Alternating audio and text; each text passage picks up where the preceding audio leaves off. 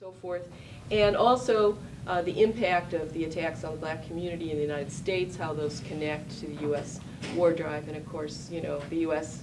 Black community is basically under the most incredible siege. There is many more people in jail than were enslaved in the United States right now. So we will be collaborating, and I'm sure UNAC here would at least consider, you know, seeing what kind of educational work could be done around those wars that are not always put at the front of the U.S. anti-war and Canadian anti-war movement agenda. Just finally, on the origins of the United National Anti-War Committee, we went through, in the years running up to the election of Obama and during his campaign, there was a conscious demobilization by forces in the anti-war movement who saw, who wanted to see the movement basically be subordinate to the Democratic Party. They wanted to see the anti-war movement being used to defend the Democratic Party against the far right, and refused to demonstrate in Washington, D.C. for his thing. And so several years went by without a major national anti-war action, and the United National Anti-War Committee came together to fill that void and to create the kind of movement that could function in this period, which had to be a movement that put Palestine at the center, had to be a movement that put Muslim Americans at the center, and South Asian and the immigrant community. That's our strength, that's where we're at, and we need all your help in broadening it out. It seems like I've been talking for half an hour here, so I was going to stop. Okay, brother. Okay. Well, I think what's happening in North America is exactly similar to what happened in the Arab world. In the Arab world, we had the regimes which were oppressive, using the cause of Palestine to arm themselves, to have big armies, internal security, saying they're fighting against Israeli spies, but they were really going after their own people. Now we have in North America, people, you know, governments saying they are using Israel and Islam to also undermine the civil and human rights of people in this continent. That's what's happening. If you notice, you know, unions are under attack if they take a position on Palestine. Churches, students, academics, but they then are trying to pass, motions in parliament and legislatures, basically threatening people. If you say something which is not acceptable by the elite, by the establishment, you will be targeted. So there is an attempt to really silence even free speech, using Israel and Islam as the Trojan horse. You know, basically that's what's happening.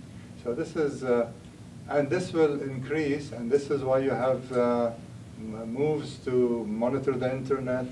You have all kinds of chips. There's a new identity card being used to cross into the States, which has lots of information on it, you know? So this is a real threat. They are using the fight against terrorism, against Muslim extremists, fighting for Israel, you know, protecting Israel, all of that. So these are serious things we should all consider. Now, is the U.S. serious about two-state solution? That's really a joke, because there's already 500,000 Israeli Jewish settlers in the West Bank, and nobody in this in the U.S. believes that they can be removed. So this is out of the question. Second, even if you achieve that, to have a Palestinian state between Gaza and the West Bank connected by a corridor is really a mirage. You know, Pakistan and Bangladesh split for that same reason. You know, you cannot create a state which depends on an enemy state, you know, for its existence. So now, the death of Osama was made up, you know, like a big issue. He represents a very small militant extremist group which really had no influence. The Arab revolutions were conducted by a grassroots political movement which really killed Osama Osama's spirit and what he stands for.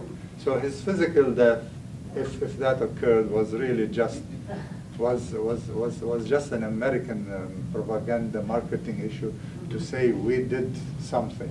Yeah. You know, which is now BDS I think is important, even those you know, cultural BDS and all of that, which sometimes are not successful, because it's putting pressure on Israel. Israel feels, you know, psychologically it's being isolated, being cut off, and that's why, you know, Barak and other people within the Israeli establishment are saying, you know, we have to change, otherwise we will be ostracized by the West even. So it is putting pressure. Now, the U.S. uses money to create divisions. That's true, you know, and Canada is doing the same thing, you know. Even our governments here are doing the same thing. They create the divisions between, you know, Muslims and non-Muslims, between Canadian-born and newcomers. They are creating, you know, between immigrants and newcomers. Refugees now, they are creating two types of refugees. If you come in a boatload, you are a criminal. If you come alone, you know, you're not. I mean, these are tactics to divert attention so that they can continue exploiting and killing, going into wars in Libya, Afghanistan, justifying all of that. And it wasn't only the Tories, you know, the liberals joined in that, unfortunately, because both of them represents business interests which run this country, which are the mining industry. Canada has 60% of all the mining companies in the world. So Afghanistan is an important country for that. Finally, on the issue of you know, Israeli working class, I agree with Christine. You see, within South Africa, in the end, there's a difference. In South Africa, I don't think that the blacks, when they were fighting, really paid any much attention to the working class, to the white working class, because the working white class was privileged anyhow, compared to the black. And in the case of Israel, it's the same thing, you know. An Israeli settler who goes into the West Bank is given subsidies, is given money, so he has advantages. You know, these 500,000, all of them are there because they can get cheaper housing than being in Tel Aviv. And it's only 20-minute drive because they are building these highways for them. So he has, as long as these privileges exist, he's not going to really see a partnership with the Palestinian working class or the Palestinian people. So first of all, you have to get rid of these discriminatory laws which exist, institutionalized discriminatory laws. There are at least 25 laws discriminating between a Jewish citizen and the Palestinian Arab citizens within Israel, in land ownership, in immigration, in there are admissions committee now in 70% of all the towns and villages in Israel. There's admissions committees that determine the suitability of somebody who, if he wants to come and reside there. And they are run by Jewish Israelis. So they're going to say, you don't fit because you're not culturally suitable. It's, or we don't like the smell of your falafel or something, you know.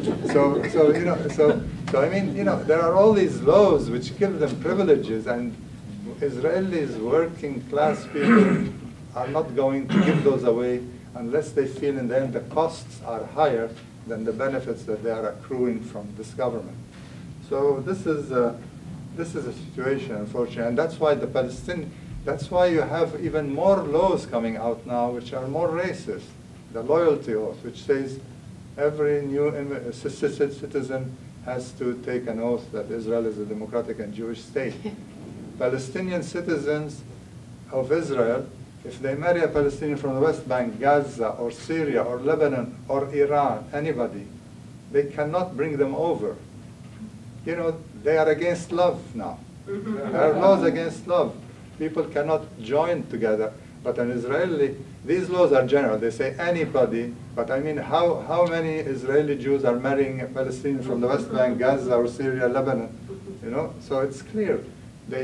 Veterans have privileges. The university, a person who serves in the army gets preferential treatment, housing on campuses. You know, Palestinian students who are coming to Ramli, which is a city, are now being banned. 250 rabbis who are employees of the government signed a petition saying you should not rent Palestinian students in this town because we want to keep it a Jewish city. So I mean, these things exist, and that's why there's, you know, there are people who are moved. The same way in Canada, we have now laws to making discrimination against refugees, against bringing a person like Geert Wilders, who's a Dutch politician. He can come into this country, and he spoke at the National Arts Center, which is subsidized by the department, by our government. 50% of its funding comes from a ministry. He spoke about, you know, Muhammad is a rapist, he's a violent man. Islam is a religion, is not a religion. The Quran is not a book, a holy book. I mean, they are doing these things because they want to divert attention. They want to keep people afraid of that your next door neighbor. Is he a Muslim? Is he an immigrant? Is he a refugee from Sri Lanka, Tamil terrorist? That's the tactic to divert attention from the economic problems. They say we have problems in the economy because we're spending 28 billion in Afghanistan, and we go down and cut costs on $1 million here, $1 million there on community centers in Etobicoke for areas where you have the Somalis. They cannot get a community a pool, a swimming pool. You know, Ford was running, he was the council in that riding. He wouldn't put a penny to set up a community center in his riding, but now he's saying we have to cut costs. You know, pensions, look at pensions cuts. The government's looking at pension cuts, increasing the retirement age. These are all tactics 30 that are seconds. used. So we have a government also doing the same tactics that the Americans are doing. Mm-hmm. Thank you, brother. Okay. Okay, I'm going back to the floor for first time speakers, first of all. Yes, brother, go ahead. Well, I think by this time we should realize at what state of capitalism we are dealing with. This is a form of capitalism we are dealing with now. It's the highest form of capitalism, which is leading into continuous occupation and leading subsequent fait accompli war. The caption here is permanent war. It is. You cannot, the system cannot get out of war. It will collapse otherwise. That's what you're looking at. There is no civilian administration. People should realize, you should realize that by this time. See very clearly what it is. In the America, there is no civilian administration. It's run by CIA, Pentagon, and all military administration. So is here. What is said, that is followed. The days of negotiation, political resolution, which 10 years ago people used to think of, they should stop thinking that this is not going to happen anymore because the politicians cannot give you. It's a very, very clear thing that is happening. The system clearly has been operating, creating deprivation all over the world and proletarianism, working on lie, deception, intimidation, terrorism, and war. And that's the permanent thing now. Thank you, brother. Thanks. So anybody that hasn't spoken for the first time? Jeff? Yeah, I just left my copy of the New York Times in the plane. But there's a full-page ad in today's New York Times calling for a two-state solution on the 67 borders. And it's signed by 200 people, and 80% of them are Israeli generals. And the others have all received major awards from the Israeli government.